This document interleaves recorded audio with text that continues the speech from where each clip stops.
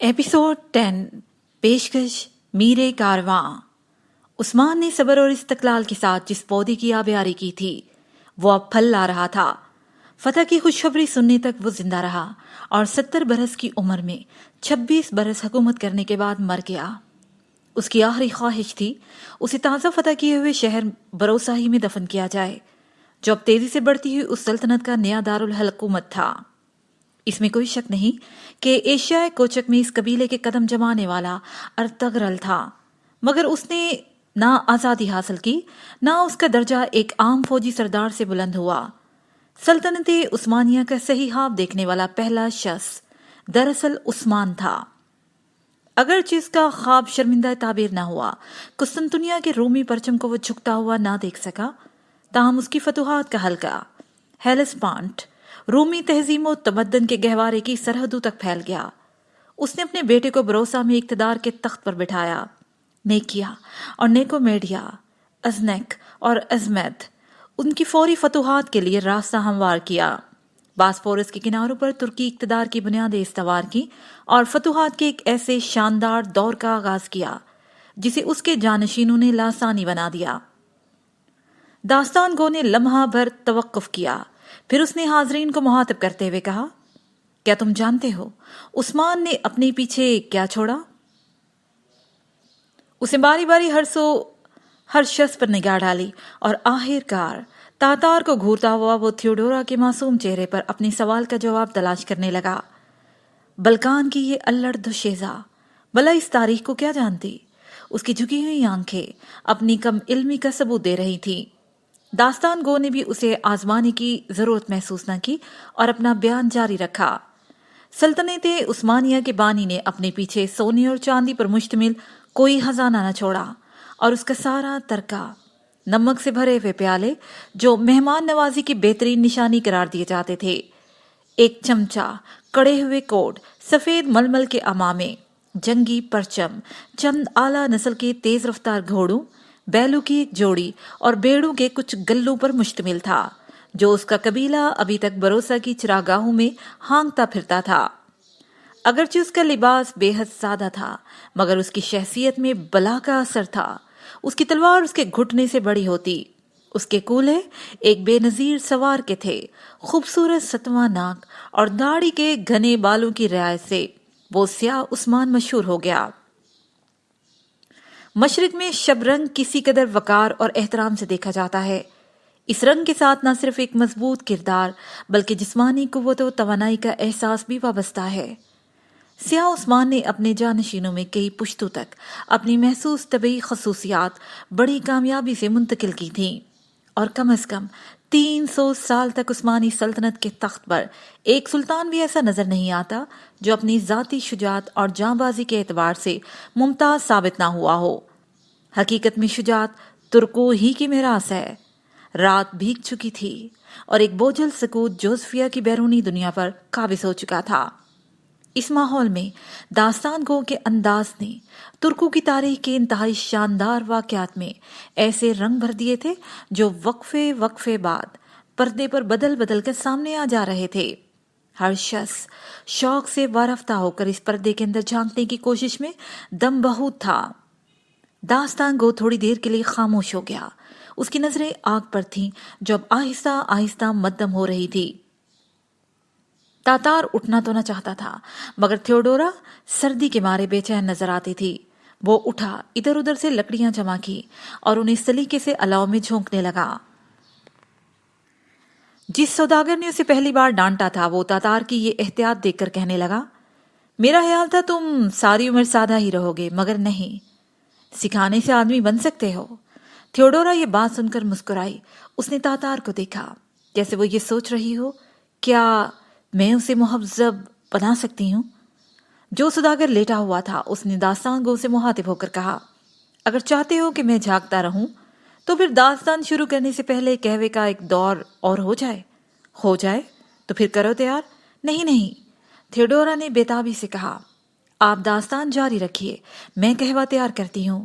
داستان گو نے تھیوڈورا کو للچائی ہوئی نظروں سے دیکھا، جیسے وہ کہہ رہا ہو تمہارے ہاتھ سے تو زہر بھی پینے کو جی چاہتا ہے، مگر تم اتنی تکلیف کیوں کرتی ہو؟ لیکن تاتار کو تھیوڈورا کی مدد کرتے دیکھ وہ مطمئن ہو گیا۔ تھیوڈورا کی نظریں اس کے چہرے سے کھیلنے لگی۔ اس نے بڑے ہی معصومانہ اشتیاق کے ساتھ کہا، پھر؟ اور ہاں، اس نے تھیوڈورا سے پوچھا، ہم کہاں تھے؟ ہم سیاہ عثمان کو بروسا میں دفن کر چکے تھے۔ یہ سنتے ہی داستان گو کی نظریں تھیوڈورا کے چہرے پر گڑ گئی۔ کتنی عجیب لڑکی ہے، وہ سوچنے لگا۔ داستان کے جن کرداروں کے حالات معلوم کرنے کے لیے وہ اس قدر بےتاب ہے، انہی کرداروں کے متعلق اس کے دل میں اتنی ہی نفرت بھی موجود ہے۔ اور پھر وہ خود بخود سنانے لگا۔ عثمان کے بعد اس کا بیٹا اور خان تخت نشین ہو گیا۔ باپ کی زندگی میں ہی بروسا کی فصیل پر اس نے عثمانی پرچم لہرایا تھا اور اب اس کے قدم تیز سے تیز تر ہو گئے تھے۔ یہ دیکھ کر کیسر روم اندرونیکس بنفس نفیس قسطنطنیہ کی فصیل سے باہر نکلا، لیکن ابھی اس کی رومی فوجیں پہلی کینن ہی کے مقام پر ہے مزن تھی کہ اور خان نے چھاپا مارا اور کیسر کے لشکر میں تباہی مچا دی۔ نیکیا نے اپنے دروازے کھول دیے اور پھر صوبہ میسیا کا دارالحکومت پرگامو بھی ترک علم کے سائے میں آ گیا۔ اس طرح غلہ بانو کا وہ چھوٹا سا قبیلہ جسے اپنی جنگی خدمات کے عوض سلجوقی سلطنت میں سرجوانی کی جگہ ملی تھی، اپنی 2 پشتوں کی قربانی، ایثار اور شجاعت کی وجہ سے ایشیائے کوشک کے سارے شمال مغربی کونے پر قابض ہو کر باسفورس کے جنوبی کناروں کا نگہبان بن گیا۔ داستان گو نے اب چاروں طرف نگاہ دوڑائی۔ سب اس کی داستان سننے کے لیے بے قرار تھے۔ یہ دیکھ کر وہ کہنے لگا، اس مقام تک پہنچ جانے کے بعد ترکوں نے بھی ذرا دیر کے لیے دم لیا۔ رومی سلطان ترکوں کی شرطوں پر امن حاصل کرنے کی کامیابی پر مطمئن اور خوش نظر آتا تھا، اور ترک بھی چند ایسے پرامن لمحات کے خواہش مند تھے جس کے دوران وہ اپنی تیزی سے پھیلتی ہوئی سلطنت کو منظم کرنے کے بعد اس عظیم جدوجہد کی پھر سے تیار شروع کر دیں جو انہیں اپنے سامنے آسانی سے نظر آتی تھی۔ پورے 20 برس تک عثمانی سلطنت میں امن کی پرسکون سطح پر بدامنی کی ایک بھی شکن پیدا نہ ہوئی۔ یہ وہ زمانہ تھا جب عثمانی فوج میں ہزاروں سلجک اور دوسرے ترک شمشیر زن قبائل ملازم ہو گئے، اور اب عثمانیوں میں کئی اور مختلف نسلیں بھی شامل ہو گئی تھیں۔ ارتگرل کے محسوس قبیلے کے عثمانی نوجوان نہ صرف میدان جنگ میں ان محلوط قبائلی دستوں کی قیادت کرتے تھے، بلکہ امن کے زمانے میں بھی انہیں ہر طرح سے برتری حاصل تھی۔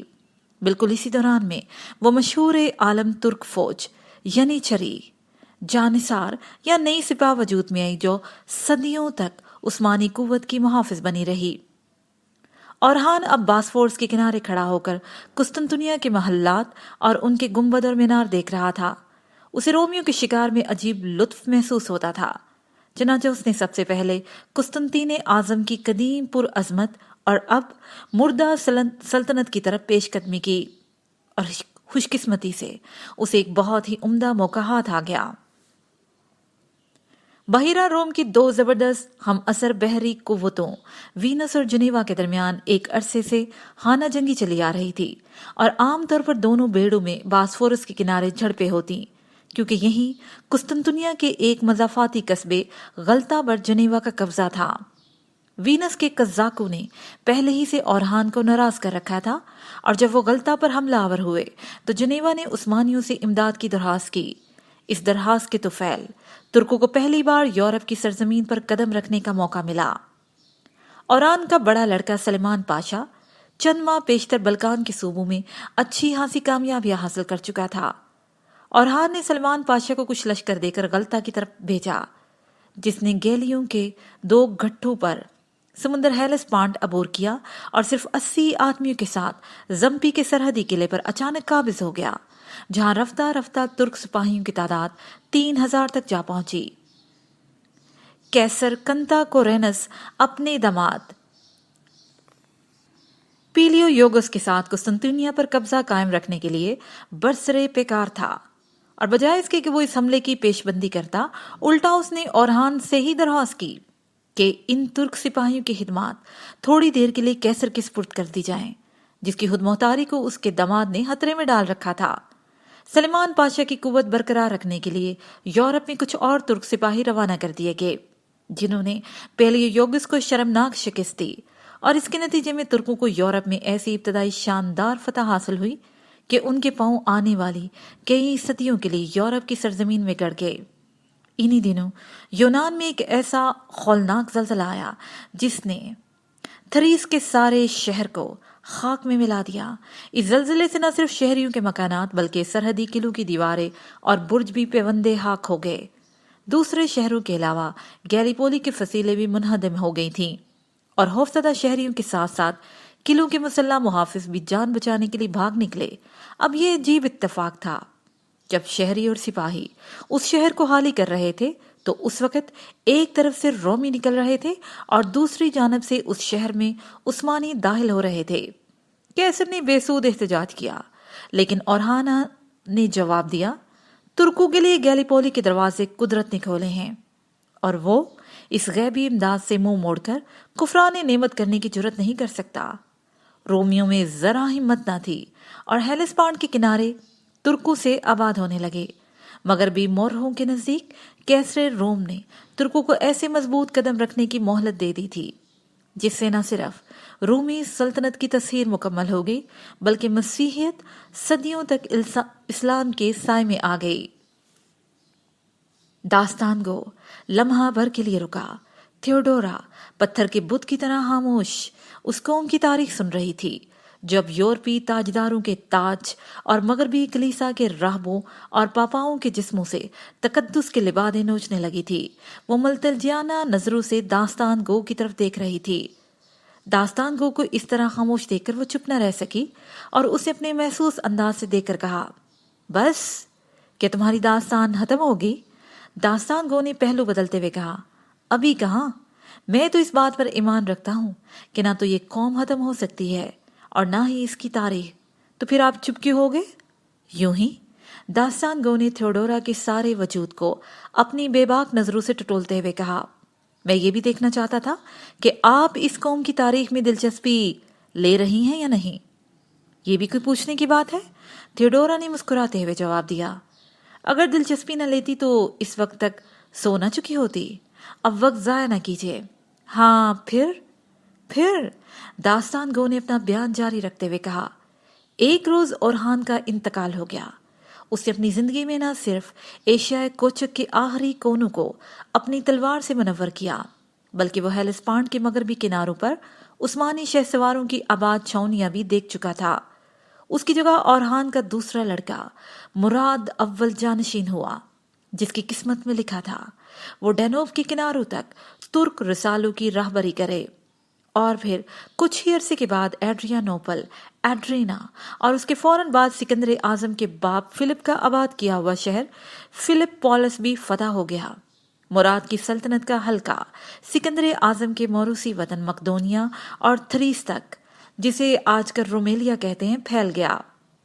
اب ان کے سامنے متصب یورپ آباد تھا، جس کی آبادی انہیں سارے مسیحی دنیا کا دشمن قرار دے کر نہ صرف کافر سمجھتی تھی بلکہ انہیں مارنے اور ان کے ہاتھوں مرنے کو ثواب کا ذریعہ اور نجات تصور کرتی تھی۔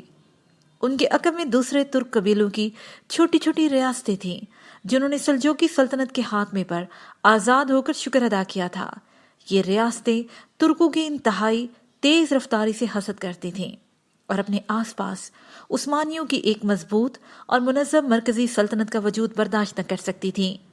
انہیں یہ احساس ہی نہ تھا کہ ایک آزاد اور مضبوط مرکزی اسلامی سلطنت کا سایہ کس قدر مقدس اور محترم ہے۔ وہ اس نعمت کے احساس ہی سے محروم تھے۔ ترک اس وقت چکی کے دو پارٹوں کے درمیان حرکت و کشمکش کے ساتھ جی رہے تھے، اور وہ دشمنوں کو یہ موقع بھی نہ دینا چاہتے تھے کہ دونوں متحد ہو کر اچانک حرکت کرنا شروع کر دیں اور ان کے درمیان پس جائیں۔ وہ ڈینوب تک پہنچ چکے تھے، مگر اس وسیع سلطنت میں انہیں کسی نے بھی چین سے نہ لینے دیا۔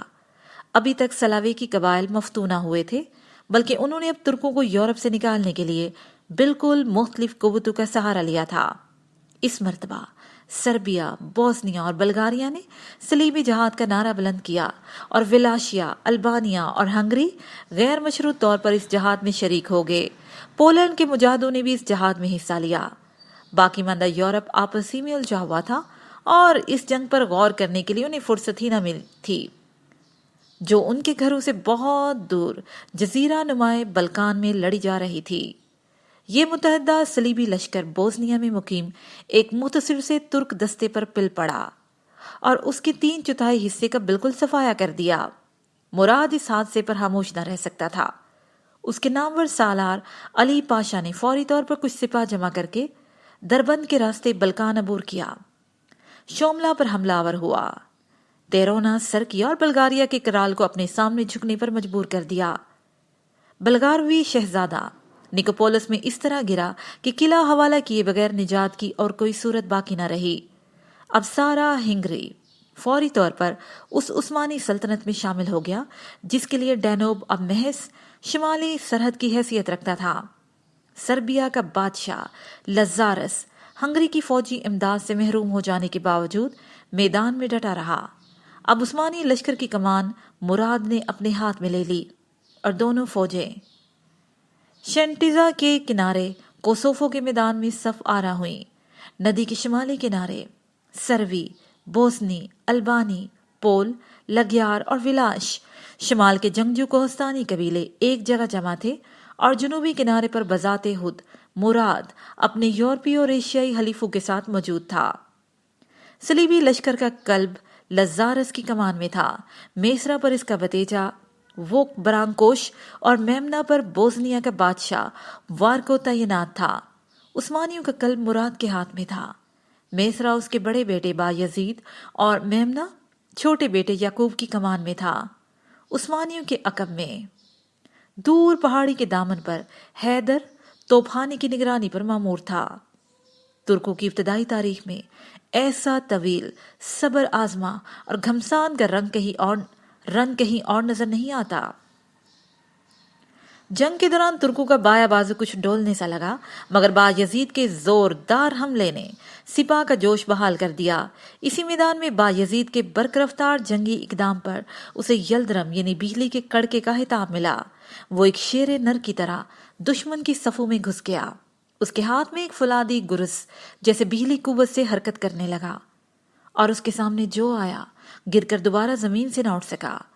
یلدرم کے حملے نے میدان کا تو نقشہ ہی بدل دیا۔ عثمانیوں کو واقعی ایک اور شاندار فتح نصیب ہوئی، مگر انہیں اس فتح کی انتہائی عجیب و غریب قیمت ادا کرنا پڑی۔ جب مسیحی میدان سے بھاگ رہے تھے اس وقت میلوش کوبی لووش نامی ایک سروی نوجوان مراد کی طرف اس طرح آتا دکھائی دیا جیسے وہ دشمن سالار کا کوئی ضروری پیغام لا رہا ہو، اور اس نے یہی کہا کہ اسے علیحدگی میں سلطان مراد سے کچھ کہنا ہے۔ لیکن جب وہ مراد کے قریب آیا تو اپنا پیش قبض انتہائی پھرتی سے اس کے سینے میں بھونک دیا۔ داستان گو کے ساتھ ساتھ سننے والوں کی دلچسپیاں بھی اب عروج پر پہنچ چکی تھیں۔ اگرچہ داستان طویل اور خشک تھی، لیکن داستان گو کا انداز نرالا تھا اور اس کی معلومات عجیب و غریب تھیں۔ اب وہ خاموش ہو کر سامعین کی طرف دیکھنے لگا۔ جب مراد پر خنجر کا وار ہوا تو تھیوڈورا تڑپ کر کھڑی ہو گئی۔ وہ ایک بہادر سلطان کو ایسی شرمناک سازش کے ذریعے مرتا ہوا دیکھ کر غیر جانبدار نہ رہ سکی، لیکن جب اسے اس بات کا احساس ہوا کہ وہ کوسوفو کے میدان میں نہیں بلکہ جوزیفیا کے میدان میں بیٹھی ایک مسافر داستان گو کے منہ سے محض داستان سن رہی ہے، تو وہ آہستہ آہستہ اپنی جگہ پر بیٹھ گئی اور ہر شخص کی نظریں حیرت سے بلکانی دوشیزہ کی طرف اٹھنے لگیں۔ تاتار بے جان بت کی طرح داستان گو کے چہرے پر عجیب و غریب تاثرات دیکھ رہا تھا۔ اس نے جوزفیا میں سینکڑوں قافلے آتے جاتے دیکھے تھے، لوگ داستانیں بیان کرتے، ان کے گرد محفلیں بھی جمتی، لیکن یہ محفل میں موجود لوگ اور بذات خود داستان گون سب کے سب عجیب و غریب تھے۔ وہ خود اپنے آپ سے اجنبی ہوا جا رہا تھا۔ نہ جانے ترک تاریخ کے ان چیدہ واقعات نے اسے کہاں سے کہاں تک پہنچا دیا تھا۔ لوگ خاموش نہ رہ سکے۔ بیک وقت کئی آوازیں بلند ہوئی، داستان جاری رکھیے، آپ اطمینان رکھیں، میں یہ داستان ضرور مکمل کروں گا، لیکن اب مجھے بھوک ستا رہی ہے۔ اسے بھنی ہوئی رانیں پیش کرنے کے لیے بیک وقت کئی ہاتھ بلند ہوئے اور بعض لوگ یوں ہی اپنے حالی تھیلے ٹٹولنے لگے۔ تھیوڈورا نے جو ابھی تک اپنے حصے کی بھنی ہوئی ران محض گرم رکھنے کے لیے آگ پر رکھی ہوئی تھی، खामोशी के साथ अपना हाथ बुलंद किया। दास्तान गो ने थियोडोरा को प्यासी सुर्ख आंखों से देखा और उसका हाथ गैर इरादी तौर पर उस नाजुक हाथ की तरफ बढ़ने लगा जो उसे अनातोलवी दुम्बे की उम्दा रान पेश कर रहा था। हाँ, यही रान खाने को जी चाहता है। दास्तान गो ने थियोडोरा के हाथ से रान लेते लेते अचानक रुक कर कहा, मगर आप क्या खाएंगी? हवा, किसी बजला संग ने दूर से बुलंद आवाज में कहा। तुम्हें इसका क्या काम है? अपना काम करो, गरम गरम गोश्त खाओ और दास्तान जारी रखो। सबकी नजरें थियोडोरा पर मरकूज थी और थियोडोरा कह रही थी, रान का तो मुझे फिक्र नहीं रहा, अब मैं ज्यादा इत्मीनान से ये दास्तान सुनूंगी। तातार उन सब लोगों को बुरी तरह घूर रहा था जो इस वक्त थियोडोरा को ललचाई हुई प्यासी आंखों से घूर रहे थे। यकीनन बहुत से लोग दास्तान में नहीं, सिर्फ थियोडोरा में दिलचस्पी ले रहे थे। साथ ही उसे थियोडोरा के अंदाज से भी तकलीफ हो रही थी। वो दास्तान गो से बड़ी ही बेनियाजी के साथ बेतकल्लुफ होती जा रही थी और आखिर मजबूरन वो ये सोचने लगा कि इसमें हरज ही क्या है, ये मुसाफिर लोग हैं, सुबह रुखसत हो ही जाएंगे। दास्तान गो लोगों की तवज्जो अपनी तरफ मबजूल करने के लिए एक बार मसनूई तौर पर खांसा और अपना सिलसिला बयान जारी रखते हुए कहा, यल्दरम मुराद की लाश अपने साथ ले आया और भरोसा सल्तनत उस्मानी के पहले दारुल हुकूमत में शहर के मगरबी किनारे मस्जिद के ज़ेरे साया एक निहायत मुख्तसर मगर दिलफरेब मकबरे में दफन की। उसके मिज़ार पर आज भी वो 3 नेज़े नजर आते हैं जिनके सिरों पर घोड़ों की दुम के बाल बंधे हुए हैं।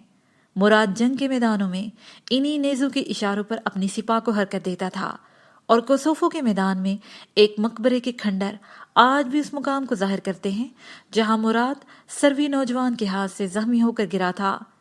जंग अभी जारी थी, लेकिन मुराद के बाद बायजीद ने सरबी जंग को हमेशा के लिए खत्म कर दिया। उसकी सिपा ने वेदीन तक पेशकदमी की और यहां से जुनूब की तरफ बढ़कर कारा तोफा पर उसकी चांदी की गानों समेत कब्जा कर लिया और रस्कब में एक उस्मानी नौ आबादी की बुनियाद रखी। लजारस मुराद की ख्वाहिश के मुताबिक उस्मानियों के हाथों से मारा जा चुका था और उसका बेटा स्टीफन तुर्कों से अमन हासिल करने का ख्वाहिशमंद था। उसने बायजीद की बाजगुजारी कबूल करने के लिए न सिर्फ चांदी की कान से सालाना हिस्सा देने बल्कि जंग के दौरान में फौज की एक मुकर्रर तादाद बहम पहुंचाने का वादा किया और फिर अपनी बहन लेडी डेस्पिना का हाथ भी बायजीद के हाथ में दे दिया। अब अगरचे सर्बिया की तरफ से किसी खतरे का कोई इम्कान बाकी ना रहा, मगर डैनूब के पहाड़ों में अभी तक मुकम्मल अमन कायम ना हुआ था। उसी साल उस्मानी सवारों ने विलाशिया के सारा इलाका रौंद डाला और जब एशिया में करमान के तुर्क हाकम ने नींद से जागने की कोशिश की तो बायजीद बिजली की तरह यूरोप से एशिया में लौट आया और सारे एशियाई कोचक को अपनी सल्तनत में शामिल कर लिया। सल्जूकी सलातीन की सारी सल्तनत रोम, डैनूब और बास्फोरस के तमाम दरमियानी इलाके पर आखिरी अब्बासी खलीफा ने, जो काहिरा में मिस्र के ममलूकों के हाथों में कठपुतली बना हुआ था, बायजीद को बाकायदा सुल्तान का लक़ब दिया क्योंकि वो सारी की सारी सल्जूकी सलातीन की सल्तनत रोम, डैनूब और बास्फोरस के तमाम दरमियानी इलाके पर हुक्मरान बन चुका था और इस तरह तुर्क दमिश्क और बगदाद के हुल्फा के रूहानी इक़्तिदार के भी वारिस बन गए। लजारस की बेटी, जिसका बाप बायजीद के हुक्म से कत्ल हुआ था, मौके की ताक में थी। उसने सुल्तान के जज्बात का रुख किसी और तरफ मोड़ने की कोशिश की। अब तुर्क दरबार में खालिस यूरोपी असरात रेंगते हुए नजर आने लगे। उस्मानियों के खून में पहली मर्तबा यूरोपी खून शामिल हो गया। बहरहाल लेडी डेस्पिना का हुस्न शबाब और यूरोपी तर्ज का ऐशो निशात भी उसके अंदर मौरूसी सिपाहियाना जज्बात को ख़त्म न कर सका। ये सुनते ही कि यूरोप में उसके खिलाफ एक और इत्तेहाद अमल में आने वाला है, उसे लेडी डेस्पिना के हुस्न शबाब को और यूरोपी तरज के ऐशो निशात को कमाल बेनियाजी के साथ अलविदा कहा और बास्फोरस को अपनी उस महसूस मोरसी तुंदी और तेजी से पार किया जिसके बायस उसे बिजली के कड़ाके का खिताब दिया गया था। यूरोप में उस्मानियों के खिलाफ जो इत्तेहाद हो रहा था वो हकीकत में बड़े से बड़े बहादुर को मरूब करने के लिए काफी था। हंगरी का बादशाह सिजस्मंड कोई ऐसा शख्स ना था जो शिकस्त के बाद सो जाता। जब वो बल्गारिया और क्रोसोवो पर हमला आवर हुआ था तो उसे ऐसी हजीमत उठानी पड़ी थी जिसे वो हरगिज फरामोश न कर सकता था। फिर हसूसियत के साथ तुर्कों ने सर्बिया के स्टीफन से जो सलूक किया था वो एक ऐसा घाव था जिसका रिसना बिल्कुल फितरी अमर था। हंगरी के बाशिंदे तुर्कों के बाकी दूसरे दुश्मनों से बिल्कुल मुख्तलिफ थे। मशरकी और मगरबी यूरोप यूनानी और लातीनी कलीसा के चक्कर में गिरफ्तार थे। उस वक्त तक तुर्कों को सिर्फ यूनानी कलीसा के पैरोकारों से साबका था और लातीनी कलीसा अपने हरीफों की तबाही पर मुकम्मल खामोश था, क्योंकि लातीनी कलीसा के मोतकिद यूनानियों को बिदती तस्वुर करते थे, मगर हंगरी कैथोलिक मजहब का पैरोकार था। चुनाचा सिजस्मंड की दरखास्त पर पापाए रोम उठ बैठा और उसने मुसलमानों के खिलाफ जहाद का नारा बुलंद किया। फ्रांस ने हंगरी के बादशाह की इमदाद के लिए नवार के शहजादे की मातहती में अपने हजारों आहन पोश सलीबी जांबाज भेजे और यूरोप के कोने कोने से मशहूर और मारूफ नाइट अपने अपने कबीलों के साथ जहाद में शिरकत करने के लिए आए। उन्होंने तुर्कों को मिटाने, हेलेस्पोंट अबूर करने और काफरों से अर्ज़े मुकद्दस को बचाने की कसम खाई थी। उनमें काउंट डीला मरीशे, फ्रांसीसी बादशाह के 3 चचाजाद भाई, आर्थोइस का फिलिप, म्यू का शहजादा, फ्रांस का महाफिज और हसूसियत के साथ फ्रांस के बेशुमार जर्री और तजर्बाकार सिपाही भी थे। काउंट विलारन और यरूशलेम के सेंट जॉन की जमात के नाइटों का ग्रैंड मास्टर इसके अलावा थे। जर्मनी का इलेक्टर पैलेंटाइन बवेरिया के सिपाहियों का एक दस्ता अपने साथ लाया था। मरीशे अपने साथ सारे विलाशिक कबायलियों और सेसमन बल्गारियों के साथ इस जंग में शामिल हो गया। इन दोनों ने उस्मानियों के साथ किए हुए माहिदों को बिल्कुल नजरअंदाज कर दिया, शायद इसलिए कि उन्हें उस्मानियों का इबरतनाक अंजाम अच्छी तरह नजर आ रहा था। मुत्तहिदा यूरोप का ये अजीम शान सलीबी लश्कर सर्बिया के रास्ते आगे बढ़ा। सर्बिया के बादशाह ने अभी तक बायजीद के साथ किए हुए माहिदों का एहतराम बरकरार रखा था। सलीबी मुजाहिदों ने सर्बिया में एक तूफान बर्पा कर दिया। एक एक घर लूट लिया गया। उन्होंने वेदेन और सोफा पर कब्जा करने के बाद निकोपोलिस के मुहासरे में सब कुछ खत्म कर दिया और निकोपोलिस को मुहासरे में ले लिया, जो डैन्यूब के किनारों पर वेदेन, सेशोफा और सेलेरेशिया के अलावा चौथे मजबूत तरीन सरहदी किले की हैसियत रखता था।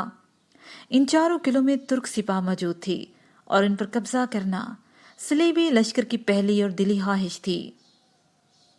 वेदेन पहले से ही सर हो चुका था। दूसरा निशाना निकोलस था, मगर उस्मानी गवर्नर अभी तक हथियार फेंकने को तैयार न था। निकोपोलिस के तुर्क गवर्नर के इंकार ने फ्रांसीसी मुजाहिदों को ये सोचने की मोहलत भी न दी कि शायद इस तरह वो दुश्मन के सैलाब की रफ्तार मध्यम कर रहा है ताकि बायजीद को तैयार होने का मौका मिल जाए। सलीबी मुजाहिद उस वक्त निकोपोलिस में बायजीद की आमद के तस्वुर का भी मजाक उड़ाते थे। वो कहते थे कि बायजीद को हेलेस्पोंट अबूर करने की जरूरत न होगी।